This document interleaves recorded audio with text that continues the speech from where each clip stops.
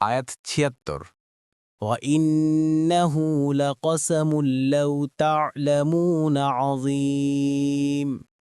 অনুবাদ, আর নিশ্চয় এটা এক মহাশপথ যদি তোমরা জানতে। আয়াত ৭৭। إِنَّهُ لَقُرْآنٌ كَرِيمٌ। অনুবাদ, নিশ্চয় এটা মহিমান্বিত কোরআন। ১ তাফসীর। ১ নং ফুটনোটের বিবরণ।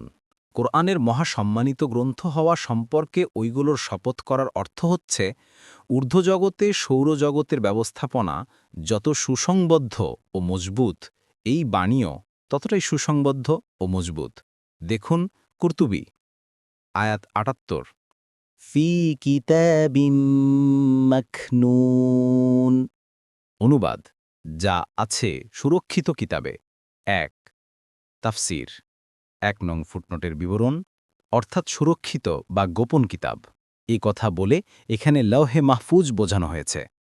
এর অর্থ এমন লিখিত বস্তু যা গোপন করে রাখা হয়েছে, অর্থাৎ যা কারো ধরাছোঁয়ার বাইরে। দেখুন কুরতুবী।